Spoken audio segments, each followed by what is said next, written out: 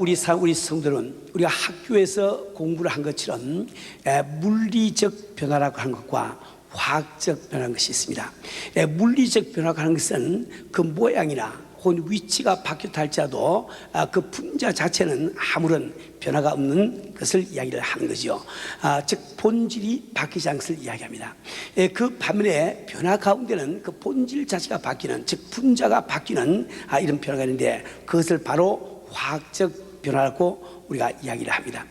우리 성도는 예를 들어서 나무를 다듬어서 이런 강대상을 만들면 비록 모양은 물리적으로 달라지지만 그 본질은 조금도 변함이 없다 말이에요. 그래서 그것을 물리적인 변화라고 부르는 겁니다. 이 강대상을 이렇게 우리가 저 기도실에 옮겨가면은 그것은 참 물리적으로 위치가 바뀐 것이 강대상이라고 하는 본질이 바뀐 것이 아니에요. 그래서 그것을 우리가 물리적인 변화라고 부릅니다. 그러나 예를 들어서 산소와 수소가 합쳐서 물이 된다 이렇게 할 때 산소와 수소라고 하는 본질이 없이고 물이라고 하는 새로운 분자가 생기기 때문에 이것을 우리가 화학적인 변화라고 부르는 것을 우리가 참 잘 알고 있어요.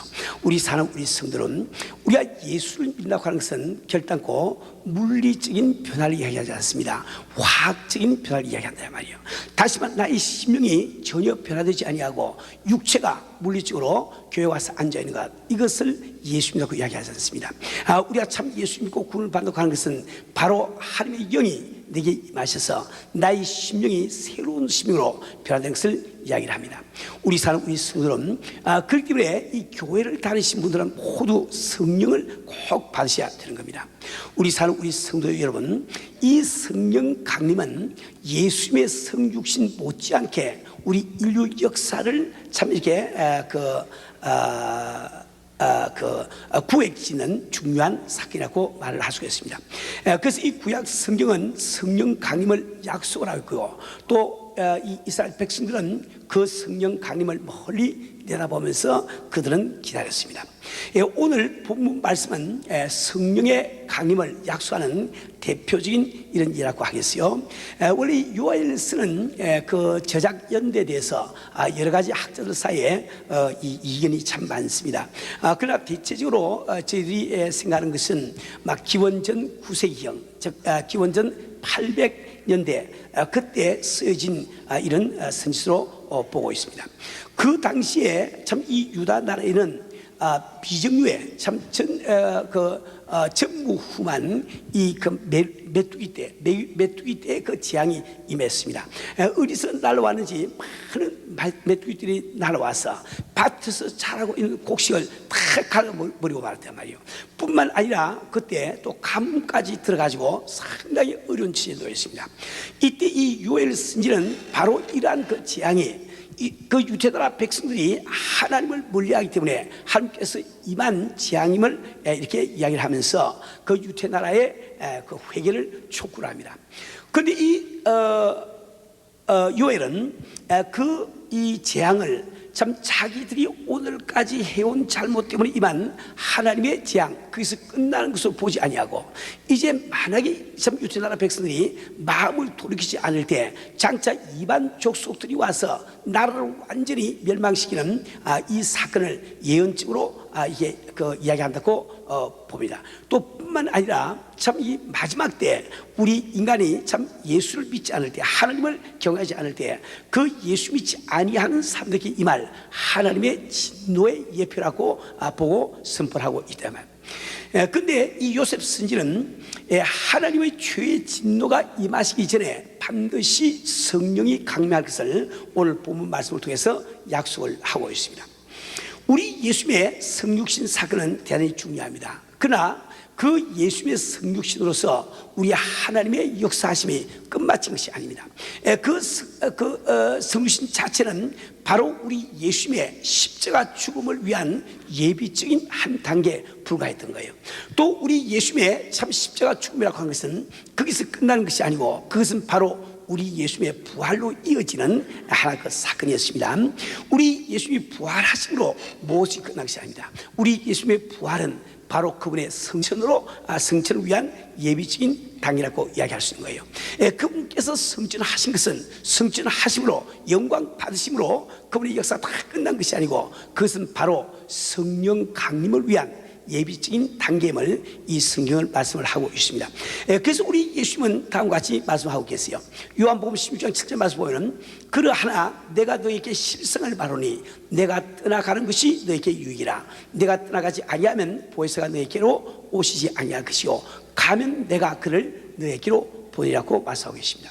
우리 사랑하는 성도 여러분, 그리고 실제로 오순절날 120문도에게 성령이 강림하였을 때 베드로는 이것이 바로 요엘에서 2장 28절, 즉 그 후에 내가 내 신을 만민에게 부어주리니 라는 말씀의 성취임을 우리에게 말씀해 주고 있습니다. 우리 사는 우리 성도 여러분, 그렇기 때문에 이 성령은 우리가 교회를 나오는 우리 형제자매들은 모두 성령을 받아야 됩니다. 왜냐하면 이 성령을 받는다고 하는 것은 우리의 구원과 직접인 관계에 있는 거예요. 우리가 교회를 다니는 궁극적인 목적은 내 영혼의 구원에 있는 거예요. 즉 다시 말하면 나의 영원한 시간을 그 무슨 참 이 고통이 많은 지옥에서 보내지 아니하고 하나님이 계신 그 천국에서 보내기 위해서 우리는 예수를 믿는데 말이에요. 근데 그 구원이 이루어지는 것은 반드시 성령이 임하셔야 이루어짐을 이 성경 분명히 말씀해 주고 있습니다. 우리 예수님께서 친히 요한복음 3장 3절에서 진실로 진실로 내게 이르노니 사람이 거듭나지 아니하면 하나님 나라를 볼 수 없느니라. 거듭난다는 이 말은 성령을 받는다는 이 뜻입니다. 이게 성령이 임해서 우리가 거듭나지 아니하면 하나님을 볼 수가 없다고 말씀하고 계십니다. 또 요한복음 3장 5절에서 우리 예수님은 친히 진실로 진실로 내게 이르노니 사람이 물과 성령으로 나지 아니하면 하늘나라에 들어갈지 없느니라. 우리가 구원을 받는다고 하는 말은 바로 천국에 가서 영원히 사는 것을 이야기하는데, 성령을 받지 아니한 사람은 그 천국에 들어갈 길이 없음을 말할 수 있잖아요. 다시 말하면 우리가 이 성령을 받는다고 하는 것은 받아도 좋고 안 받아도 좋은 것이 아니고 우리가 구원을 바라는 성도라고 하면 반드시 받아야 되는 것을 우리가 깨달아야 됩니다. 우리 사는 우리 성도들은, 근데 많은 사람들이 교회를 다니면서 성령님을 사모하지 아니하고 또 성령 받기 위해서 열심을 내질 않아요. 근데 제가 가만히 보면은 두 가지 종류의 사람들이 있는 것 같아요. 첫째, 한 부류의 사람들은 아예 성령이 있음을 듣지도 못하고 알지도 못하기 때문에 구하지 못하는 사람들이 있어요. 그 반면에 또 어떤 사람은 참 성령이 있음을 알고 성령 받으라는 이 말씀을 많이 듣지만은 성령 받는 것을 부담스럽게 생각하고 성령 받기를 원치 않는 사람들이 있다 말이에요. 이런 사람들 대단히 어리석은 사람들입니다. 우리 사는 우리 성도는 이 성령이 우리에게 임할 때 그것은 결단코 부담스러운 것이 아니에요. 이제 앞으로 제가 두 주 동안에 걸쳐가지고 성령이 임하시면 이란 이 제목으로, 즉 성령이 임하시면 어떤 일이 일어나냐, 여기에 대해서 설명을 해드리길 원합니다. 아직 우리 가운데 참 성령 받은 확신이 없는 이런 그 형제 자매들은 이번 기회에 말씀을 잘 들으시고 성령 받기 위해서 애써 기도하시고 간절히 소원하시고 또 성령 받기를 주님으로 축원합니다. 성령을 받았지만 내가 지금 말씀을 듣는 가운데 성령이 임하신 결과가 내 마음속에 지금 현재 없는 사람은 내가 지금 성령 충만하지 못한 것을 기억을 하세요. 그래서 이 성령 충만을 위해서 또 우리가 함께 기도하고 노력을 해야 되겠습니다. 우리 사는 우리 성도는 이 성령, 즉 하나님의 영이 우리 마음속에 임할 때 엄청난 역사들이 일어나는 거예요. 오늘은 제가 세 가지만 말씀드리겠습니다. 제일 첫째로 우리가 참 하나님의 영이 임하실 때 마음속에 말할 수 없는 기쁨이 충만히 되는 것을 여러분은 이 경험을 하게 됩니다. 예를 들어서 요한복음 7장 30절부터 39절 말씀에서 우리 주님께서 친히 말씀하세요. 명절 끝날 곧 큰 날에 예수께서 서서 외쳐 가라사대 누구든지 목마르거든 내게로 와서 마시라. 나를 믿는 자는 성경의 이름과 같이 그 배에서 생수의 강이 흘러나야 하시니 이는 그를 믿는 자의 받을 성령을 가리켜 말씀하신 것이라. 예수께서 아직 영광을 받지 못하신 거로 성령이 아직 저에게 계시 아니하시라. 우리 사는 우리 성도는 여기서 명절 끝나라고 하는 것은 이때의 명절은 장막절을 이야기합니다. 이 장막절은 이스라엘 백성들이 광야 길을 헤매면서 그 장막에서 살던 그때, 즉 하나님께서 내리시는 만나와 또 밭에서 나온 생수를 마시면서 살던 그때를 기억하기 위해서 지키는 거예요. 그들이 가나안 복지에 들어가서 참 이 견고한 집에, 영원한 집에, 자기들이 짓지 아니한 성곽에 자기들이 세우지 않은 그 집에서 살게 될 때, 즉 배부르게 먹고 편안히 지날 때 혹시 하나님을 잊을까 해서 하나님께서는 장막절을 저에게 주고 그때를 기억하게 하시단 말이에요. 그래서 이스라엘 백성들 이 장막절 동안에 이렇게 장막 천막을 짓고, 정말 혹은 또 이렇게 그 나무 가지를 가지고 이게 초막처럼 지어가지고 집이 있는데 집을 다 두고 식구들이 그 초막 속에 들어가서 사는 거예요. 그래서 요즘은 그것이 아주 가족끼리 캠핑하는 기분으로 대단히 즐기는 이런 절기로 변해버렸단 말이에요. 근데 원래 그 뜻은 자기 광야에서 고생하던 그때를 다시 기억하고 하나님 앞에 겸손하게 되기 위해서 이 장막절을 지키는 겁니다.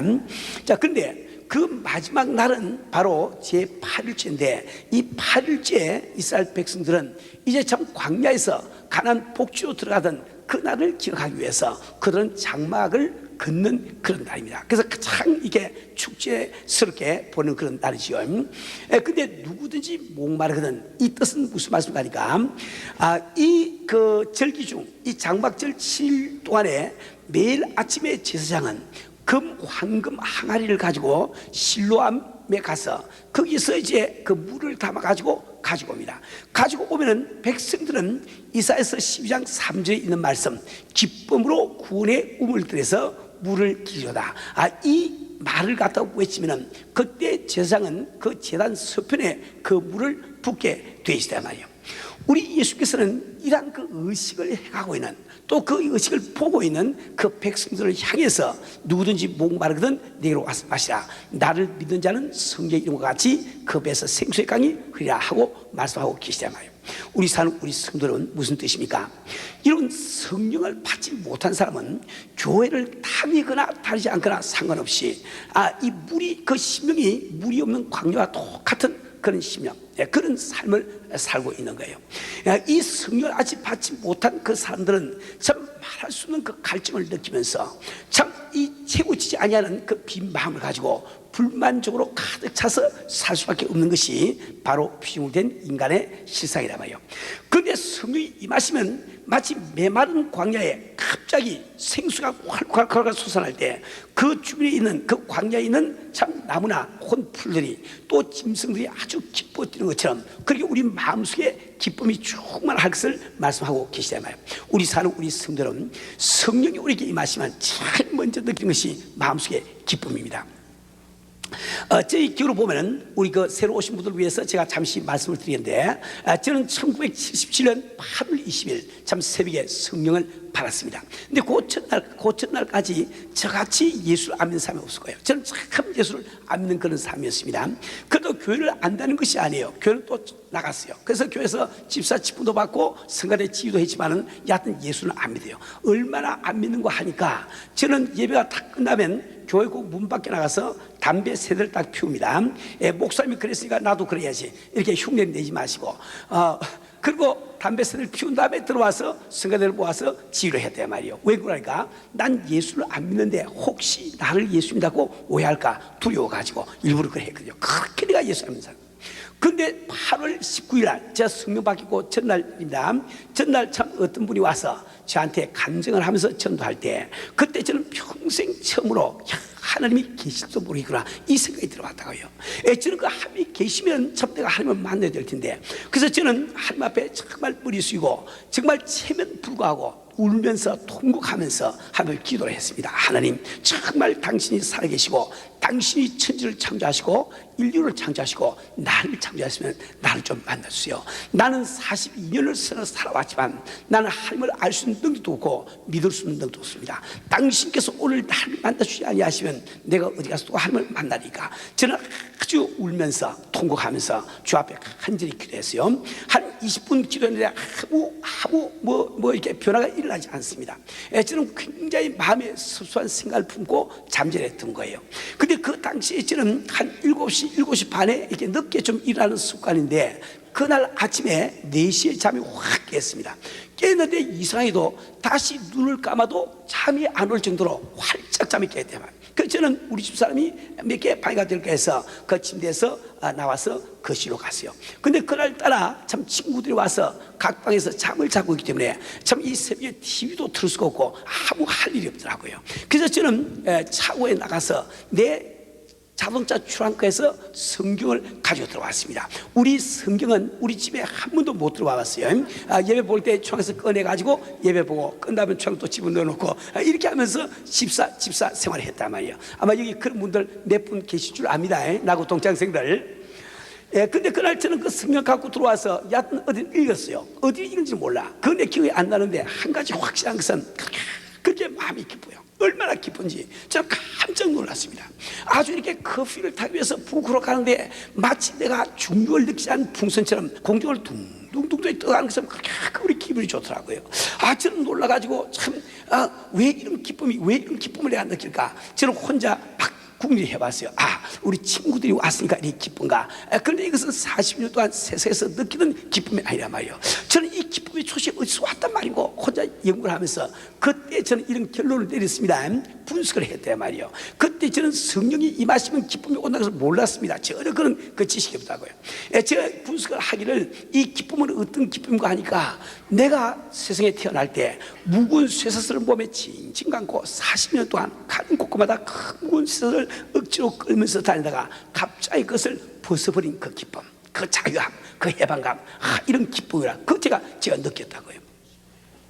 우리 사는 우리 성도는 성령이 임하면은 그 기쁨을 느껴서 첫째 이러한 현상입니다. 물론 여러분이 성령을 받고 난 다음에 그 기쁨이 지속이 안 되는 경우가 있습니다. 그래서 왜 그러니까 어떤 경우는 내가 그 기쁨에 너무 익숙해져 가지고 기쁘기는 기쁜데 그 기쁨이 새삼스럽게 안 느껴져 가지고 기쁘지 않는 것처럼 느끼는 성도들이 있단 말이에요. 또 많은 경우에는 우리가 하나님의 말씀대로 살지 못하고 참 죄를 짓기 때문에 성령이 소멸돼서 그 기쁨을 느끼지 못할 때도 없지 않아 있습니다. 우리 사는 우리 성도는 왜 성이 임하시면 우리 마음속에 기쁨이 있을까요? 그것은 우리가 바로 세상을 살아가면서 기쁨이 없는 이유가 무엇인지 알입니다. 그것은 바로 우리 속에 있어야 될 영이 죽은 상태가 되기 때문에 우리의 조상 아담 이브가 죄를 지을 때 우리 영이 죽은 상태가 돼서 우리가 태어날 때 모두 영이 죽은 상태로 태어난단 말이에요. 그래서 우리가 어쩔 수 없이 우리는 마음속에 참 이렇게 빈 곳을 느끼고 이 불행을 느끼는 거예요. 근데 성령이 임하신다 이 말은 바로 내 영이 죽어 있기 때문에 하나님의 영이 다시 임해서 그 성이 살아나 버린단 말이에요. 살아나니까 내 마음속에 빈 곳이 채워지는 그 기쁨이 충만히 임하는 거예요. 우리가 정말 예수 성령 받고 우리가 기뻐하는 것은 성령 받고 병이 나기 때문에 기뻐하는 것이 아닙니다. 성령 받고 돈이 생기는 기뻐하는 게 아니라 말이에요. 내 마음속에 빈 곳이 채워졌기 때문에 성령 받으면 어차피 기쁨을 느끼게 되어 있단 말이에요. 우리 사는 우리 성도 여러분, 저는 지난 주간에 유럽에 가서 트레시아스를 인도를 했는데 그 캔디데이 가운데 한 분 자매님이 31, 8 되신 분이 왔습니다. 그분은 지금 처녀로서 이렇게 독일에서 박사학위 공부를 하고 있다고 그랬습니다. 나중에 그분이 간증하는 걸 들어보니까 여하튼 제가 그 사정을 자기가 이야기해서 잘 모르겠는데 여하튼 그는 공부를 하면서 얼마나 자기 부모님을 미워하고 그 다음에 자기를 가르친 교수를 미워했는지 아주 밤에 잠만 자려고 하면 머릿속에는 어떻게 해서 내가 우리 부모를 죽이고 어떻게 해서 우리 교수를 죽일 것인가 그것만 막 꾸며야 된대요. 또 잠을 깨면 또 이래서는 안 되는데 그 마음을 고쳐 먹는데 또 누우면 그 생각이 든다고요. 그래서 그저 침대에 누우면 혼자 궁략이 칼을 가져가서 찔러 줄 것이냐, 총을 구해가지고 가서 쏘아 줄 것이냐, 폭탄을 구해서 폭발을 줄 그것만 매일 생각하면서 그러니 자기가 살맛이 어린하겠습니까? 그래서 37살 난 참 처녀가 나이는 좀 많지만은 인물도 참 잘생겼어요. 그런 것좀 매일 자살할 생각 이걸 하고 자기가 살았대요. 그런데 그는 참 은혜를 받았습니다. 그 트레시아스 와서 성령을 받고 그 다 끝나고 그 다음날 아침에 일어났을 때 그가 한 말이 있어요. 목사님, 세상이 이렇게 아름다운 줄 몰랐어요. 이렇게 아름다운 줄 몰랐어요. 왜 아름답게 보입니까? 내 마음에 기쁨이 있으니까. 내 마음에 기쁨이 있으니까. 우리 성도는 이러면 성령 받는 것을 결단코 부담스럽게 느끼지 마세요. 당신이 그토록 바라고 바라는 기쁨, 그 마음의 행복은 바로 성령이 마실 때 이루어진 것을 믿으시길 바랍니다. 그 성경 말씀이 그대로 나에게 임에게 이루어졌기 때문에 저는 여러분에게 담대하게 증거를 할 수가 있단 말이에요. 우리 사는 우리 성도 여러분, 정말 여러분께서 진정으로 기쁨을 원하신다면, 이걸 진정으로 만족을 원하신다면, 이걸 진정으로 행복을 원하신다면 반드시 오늘 바로 성령을 받으세요. 성령 받으면 그것이 다 여러분의 경험을 하게 되는 거예요. 이제 성령이 임하시면 두 번째 어떤 일이 벌어진가? 바로 참된 회개를 하게 되는 거예요. 이 죄라고 하는 것은 왜 그토록 중요한가? 우리 사는 우리 성도 여러분, 우리는 모두 죄 때문에 하나님과 멀어져 있다고요. 멀어져 있단 말이야. 그래서 우리는 모든 사람들이 누구나 다 그 말로 표현하지 못하는 무슨 이유가 없는 어떤 서러움 같은 것을 마음속에 품고 있습니다. 무엇인가 모르는 그런 그 외로움, 불안을 마음속에 품고 있단 말이에요. 왜 모든 사람이 그런 그 어떤 서러움 같은 것, 외로움 같은 것, 혹은 불안 같은 것을 마음속에 품고 있는가? 그것은 바로 어린아이가 자기를 낳아준 어머니가 눈에 보이지 않을 때 느끼는 현상과 똑같단 말이에요. 우리를 지으시는 하나님을 내가 가까이 느끼지 못할 때 이 피조물된 인간은 어쩔 수 없이 어떤 서러움 같은 것, 외로움, 불안 같은 것을 느끼게 돼 있단 말이에요. 근데 왜 하나님과 우리 사이는 멀어집니까? 그것은 바로 죄로 말미암은 것임을 성경 말씀을 하고 있습니다. 여러분들이 이게 이사야서 59장 1절 2절 말씀 보면은 여호와의 손이 짧아 구원치 못하심도 아니요 귀가 둔하여 듣지 못하심도 아니라 오직 너희 죄악이 너희와 나 사이를 내었고 너희 죄가 그 얼굴을 가리워서 너희를 듣지 않으시게 하니. 우리 사는 우리 성도는 죄 때문에 우리가 하나님을 가까이 느낄 수가 없는 거예요. 근데 우리가 그 죄를 어떻게 처리할 수 있습니까? 그것은 철저하게 회개할 때 그 죄는 처리해야 된단 말이에요. 근데 죄가 무엇이 죄인지를 알지 못하는 사람이 어떻게 그 죄를 회개를 할 수 있겠습니까? 그렇죠? 그래서 성령이 우리에게 임하실 때 그 성령께서 내 마음속에서 무엇이 죄인지를 깨닫게 해주신단 말이에요. 그래서 요한복음 16장 8절 말씀에 보면 이렇게 우리 주님이 친히 말씀하십니다. 그가 와서, 즉 성령이 와서 죄에 대하여, 의에 대하여, 심판에 대하여 세상을 책망하시니. 세상이라고 하는 것은 믿지 않는 삶을 지금 이야기합니다. 책망하도록 하는 뜻은 나무라서 깨닫게 한다, 이런 뜻이단 말이에요. 그래서 이 성령이 임하실 때 비로소 인간은 무엇이 죄인지를 알고 나도 모르게 참 통곡을 하면서 회개하는 이유가 바로 그거 있습니다. 성령을 받기 전까지는 내가 아무리 회개하려고 해도 몇 가지 그 잘못을 하지만은 철저히 회개가 안 나옵니다. 마음속에 그 정말 뉘우치는 마음, 참 이게 회개하는 눈물이 안 나온다 말이에요. 제 경우에 보니까 제가 참 성령이 임하신 그날이 바로 주일이었는데, 주일날 저는 교회를 갔습니다. 큰 마음의 기쁨을 안고 교회를 갔습니다. 근데 저는 그 당시에 성가대 지휘를 하고 있기 때문에 제가 보통 예배 시간보다 1시간 반 전에 교회에 도착해서 저는 아주 예수는 안 믿어도 봉사 정신이 강했어요. 그래서 교회 카페트 청소 다 하고 의자 놓은 거 내가 혼자 다 한다고요. 그렇게 하고 이제 1시간 전쯤 이제 성가대 오면은 연습도 시키고 그다음에 이제 예배 시간에 이렇게 지휘도 하고 이렇게 하는데, 그래서 1시간 반쯤 이제 일찍 가면은 제가 예수를 참 안 믿지만은 그래도 집사라고 하는 체면이 있으니까 이제 딴 사람 하는 대로 습관적으로 제일 앞에 앉아가지고 눈을 감고 기도를 시작한단 말이에요. 근데 그 기도가 아니죠. 그냥 눈 감고 있는 거예요. 왜 그러니까 눈을 감고 한 번도 예수님 이렇게 해본 적도 없고 하나님 이렇게 해본 적도 없어요. 눈 감으면은 머리가 진공상자가 됩니다. 그래서 한 10초 15초 지나다가 아멘 그것도 크게 하고 옆에는 박사 잘 지나서 이게 막 예배실에서 떠들고 말이지 이야기하고 이렇게 제가 예배를 받거든요. 이제 그날도 똑같은 마음으로 뭐 조금 변함없이 똑같은 마음으로 여기 와서 똑같이 난 아무 생각 없이 눈을 딱 감는데 눈에서 눈물이 쭉 나오잖아요. 제가 깜짝 놀랐습니다. 저는 평생 울어보지 않는 사람이야. 울어보지 않는 사람이 이 사람들 볼 앞에서 왜 눈물이 나오냐 말이요. 그때 8월 달인데 저는 교회 오는 동안에 혹시 눈에 티가 들어갔나 그거 눈을 막 비비봤습니다. 그래도 계속 눈물이 나온단 말이에요. 그래서 너무 창피해가지고 손수를 꺼내가지고 이렇게 이마를 닦는 척하면서 눈물을 갖다 이렇게 감추고 있는데, 그래서 저는 생각을 했어요. 이제 성가대 연습도 못 시키죠. 울음이 자꾸 나오니까. 그러면서 그래도 혼자 생각하기를 아직도 1시간 이상이 예배 시간이 1시간 이상이 남았으니까 그 동안에 설마 눈물이 들어가야지. 그 여행을 바라면서 있는데 눈물이 들어가는 어디로 들어갑니까? 막 자꾸 나오면서 그다음에 막 흐르게 운다 말이에요. 그 아무도 이유도 모르게 그 앞에 앉아서 혼자 막 흐르게 우니까 우리 목사님이 기다려 안 됐는지 우리 목사님이 이제 딴 데는 그런 말씀 안 하시는데 그날은 성가대 송령에 맞추어서 묵도하심으로 예배를 시작했습니다. 딴 데는 묵도하심으로 예배 시작했는데 내가 울고 있으니까 성가대 송령에 맞춰서 나보고 지휘하라 이 말이죠. 그래서 제가 일어나서 참 이렇게 막 눈물 범벅이 돼서 참 성가대 지휘를 하는데 우리 성가 대원들이 너무너무 놀라서, 왜 우리 성가대원들은 항상 은혜를 못 받았거든. 은혜 받고 운다는 걸 아무도 몰랐습니다.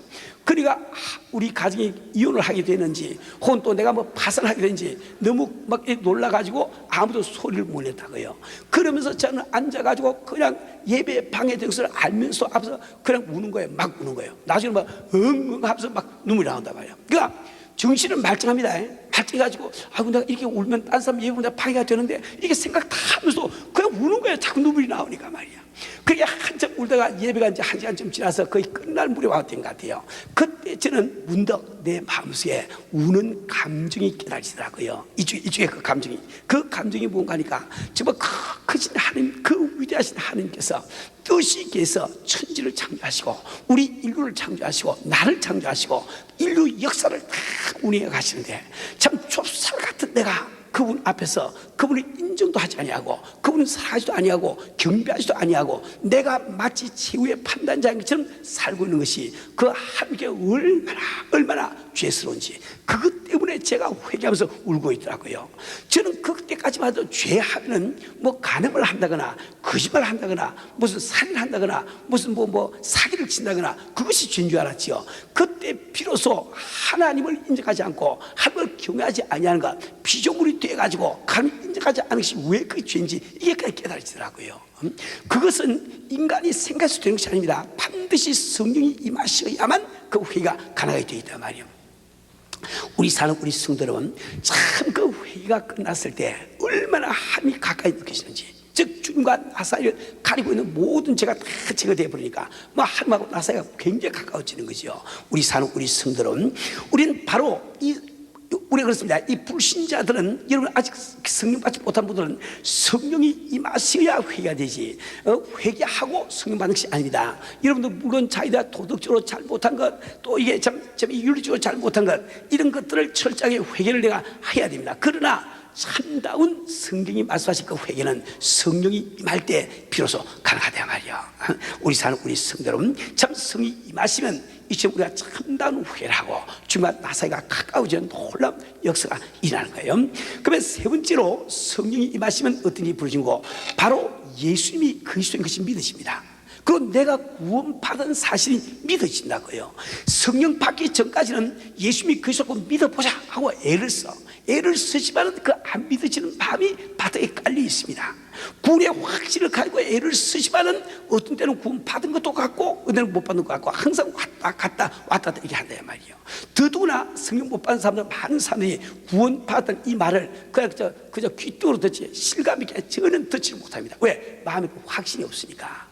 우리 사람 우리 성도는 내가 지금 성령에게 임할 때 바로 우리 예수님이 나를 구원하시는 그 예수님이 믿어진다 말이요. 성령이 임하실 때 내가 오늘 죽어도 청에서 눈뜨시 믿어진다 말이요. 얼마나 귀한 은지 모릅니다. 왜 성령이 임하실 때 예수가 믿어지는 역사가 일어날까요? 여러분 성령은 성경 말씀하시기를 그리스도를 증거하기 위해서 오시라고 되어 있습니다. 요한복음 15장 26절에서 우리 예수님이 말씀하시기를 내가 아버지께로서 보낼 보혜사 곧 아버지께로서 나오시는 진리의 성령이 오실 때에 그가 나를 증거할 것이요. 즉 성령은 예수를 증거하게 되어 있단 말이에요. 근데 그 영, 즉 예수를 증거하는 그 영이 내 속에 들어와서 내 마음속에서 내 아닌 다른 영이 예수님은 그리스도다, 예수님은 그리스도 자꾸 증거해 주니까 그만 예수님이 그리스도에서 믿어지는 역사가 난단 말이에요. 우리 사랑 우리 성도 여러분, 그리고 우리가 정말 이렇게 참 우리가 그 성령 받기 전까지는 이 구원의 확신이 생기질 않아요. 왜 우리가 성령 받을 구원의 확신이 생길까? 그 이유가 있습니다. 우리가 구원을 받았다고 하는 이 말은 하나님의 자녀가 되었다는 말이에요. 그죠? 하나님의 자녀가 되었다는 말입니다. 근데 우리는 다 부모로부터 태어난 경험이 있습니다. 그렇죠? 근데 태어난 자녀는 그 누구도 우리 부모가 나를 낳았다는 것을 증거를 할 수가 없는 거예요. 그렇잖아요. 우리 부모가 우리 부모에서 조금도 의심을 안 하는데 당신 부모가 당신 낳은 것을 어떻게 압니까 하고 물어보고 가만히 생각해보면 증거할 것이 하나도 없다고. 왜? 그때 나는 의식이 없으니까. 그죠? 그렇잖아요. 그래서 우리가 어릴 때 그 직구전 동네 아저씨가 괜히 날 보고 보기만 보면은 너는 저 영도 다니면서 주워온 애다 하고 자꾸 이야기하면은 진짜 그런가 하고 혼자 훌쩍거리고 울기도 하고 다 그래 해봐야 그 경험 있죠. 왜 그러니까 태어남을 받은 사람은 나를 낳은 사람을 증거를 못한단 말이에요. 오직 나를 낳았다는 것은 나를 낳으신 부모님만이 증거를 할 수 있는 거예요. 그죠? 이제 우리가 하나님의 자녀가 될 때 내가 하나님의 자녀다 우기지 못합니다. 바로 나를 낳으신 하나님이 증거하실 때만 가능하단 말이에요. 그런데 로마서 8장 16절에는 성령이 친히 우리 영으로 더불어 우리가 하나님의 자녀인 것을 증거해 주시니 성령이 임할 때 그분께서 내 속에 들어와서 너는 하나님의 아들이다, 너는 하나님의 딸이다 증거를 해 주시니까 내가 하나님의 자녀인 것을 깨달으신단 말이에요. 성령 받은 시 구원 받은 시 깨달으신단 말이에요. 우리 사는 우리 성도는 정말 이 참 성령을 제가 참 받으니까 얼마나 하나님이 내 아버지라는 것이 믿어지는지. 그것도 저는 성경 지식은 별로 없습니다. 그러나 하여튼 참 이게 성령 받고 난 다음에 정말 기도가 하고 싶어서 아침에 일어나면 새벽에 기도하는데 그 처음에 제가 그렇게 기도한 지 몇 분 있었어요. 그래서 아버지 안녕하십니까? 이게 기도를 할 줄 모르니까 아버지 안녕하십니까? 하고 기도한 적이 있다고요. 그렇게 아버지가 가까이 느끼신단 말이에요. 그 무슨 뜻인지 알겠죠? 우리 사는 우리 성도는 제가 참 성령 받고 참 교회 간 그날 회개하는 그날 참 저는 한없이 울면서 한쪽에 이런 마음이 있는 것을 느꼈습니다. 그건 뭐가니까 정말 내가 만약에 하나님이라고 하고 내가 만든 인간이 내가 산 것처럼 산다고 하면 나는 하루아침에 그들 다 지옥으로 쓸어버리고 새로 인류를 만들었을 텐데 어떻게 이 하나님은 육신을 입으시고 이 땅까지 오셔서 나 같은 죄인을 구원하시기 위해서 십자가에서 피를 흘려 돌아가셨단 말이고, 나는 주님이 나 위해서 피를 흘려 돌아가시고 내가 구원받았다는 것이 너무너무 믿어지더라고요. 그 믿기 때문에 감사해서 울고 있는 나 자신을 뒤늦게 제가 발견했단 말이에요. 우리 사는 우리 성도는 우리가 정말 성령이 임할 때 바로 내가 구원받은 확신이 생기는 거예요. 우리가 구원받은 확신이 생긴다는 것은 참 놀라운 일입니다. 우리 세상을 살아가면서 가장 우리가 불안한 것이 뭡니까? 가장 두려운 것이 뭐예요? 육신의 죽음 아닙니까? 누가 다 죽음을 두려워해서 우리 쩔쩔매면서 살아가거든요. 그런데 구원의 확신이 생긴다는 뜻이 뭡니까? 죽어도 산다는 거야. 죽어도 천국에서 눈 뜬다는 거. 이 확신이 있으니까 세상에 두려운 것이 하나도 없죠. 근심 걱정이 사라진단 말이에요. 우리 사는 우리 성도는 오늘 우리가 성령 아직 받지 못한 분들은 성령 받는 것을 결단코 부담스럽게 생각하지 마세요. 성령 오늘 받게 되면 내 마음에 정말 세상에서 오늘까지 느껴보지 못한 참 기쁨을 여러분 맛보게 됩니다. 성령이 임하시면 내가 정말 참 진실한 회개를 하게 되고 하나님과 나 사이에 그 가까운 이 교제가 가능하게 된단 말이에요. 성령이 임할 때 바로 내가 믿는 이 참 예수님이 나를 구원하신 하나님의 아들이시오, 그분이 그리스도인 것이 믿어지고 또 내가 구원받은 확신이 마음속에 생기는 겁니다.